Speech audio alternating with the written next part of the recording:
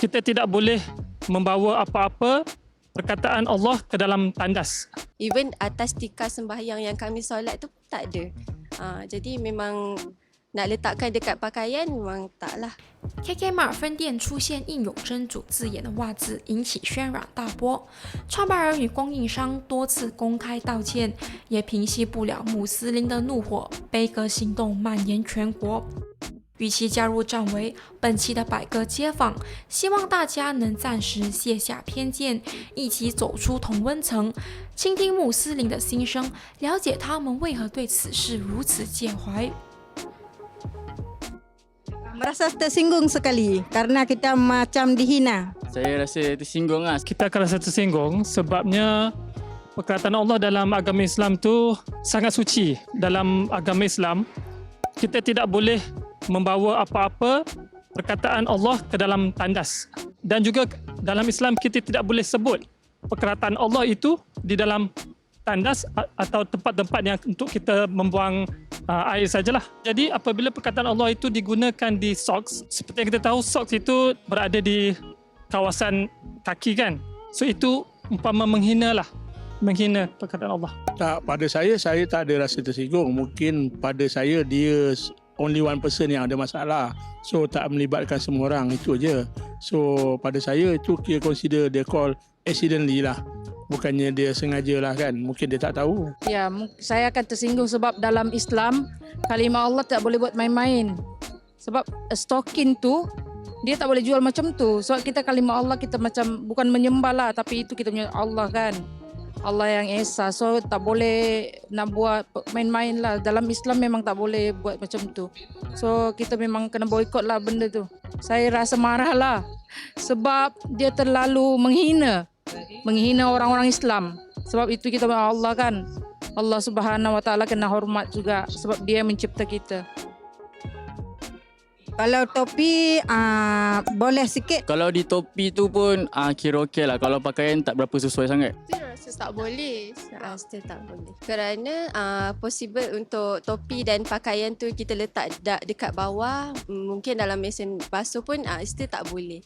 Even atas tikar sembahyang yang kami solat tu tak ada. Jadi memang nak letakkan dekat pakaian memang taklah. Benda tu tak boleh dicetak sesuka hati. So dia ada dalam Al-Quran. Dia dicetak hanya pada kertas saja. Itu pun kita Al-Quran tak boleh pijak-pijak. Kita kena simpan dia tempat yang tinggi, tempat yang betul. So kita tak boleh sepah-sepah lah. Macam kalimah Allah ni, kita sanjung paling tinggi dalam Islam. Kalau di baju saya rasa tak apa sesuai lah. Tak sesuai lah. Di baju tak sesuai. Tapi kalau di penutup kepala, macam lebay kepiah. Tapi kalau topi pun tak sesuai. Kalau topi pun untuk kepala tapi tak sesuai. Kadang-kadang topi dia orang gunakan untuk pergi ke tandas dan sebagainya. Ataupun ke tempat-tempat yang tidak sepatutnya lah, kita mohon tidak. Tapi kalau macam kepiah ataupun lebay yang putih tu, itu sesuai. Memang kita gunakan dia untuk bawa pergi ke masjid ataupun ke surau. Kerajaan kena ambil tindakan lah. Saya rasa macam tutup kekemat ke boikot ke kan. Lebih kurang macam tu lah. Tak pastilah benda tu boleh dimaafkan ke tak. Tapi itu Allah yang tentukan lah. Kita tak tahu sebab orang mungkin bukan Islam, dia tak tahu apa hukuman yang Allah akan bagi. Kita orang Islam kita tahu apa hukuman yang Allah bagi bila kita permainkan benda tu. Selama-lamanya saya tak akan masuk kedai itu. Sebab saya lebih better kedai-kedai orang Islam, kita support Islam kan. Saya rasa mana-mana isu dekat Malaysia yang bila dah buat salah dia akan come up dengan minta maaf sahaja. Saya rasa macam benda tu tak boleh dinormalisasikan lah. Sebab bila dah buat salah minta maaf dan kita akan let go isu tu macam tu saja. Sebab ini berkaitan dengan maruah agama kan. So saya rasa sebelum buat apa-apa keputusan sepatutnya fikir dulu apa yang akan jadi. Mungkin mereka memang dah confirm lah tahu yang perkara ni akan terjadi. So saya rasa tak cukup lah. Selepas ini perlu lebih berfikir panjang sebelum nak buat apa-apa pun.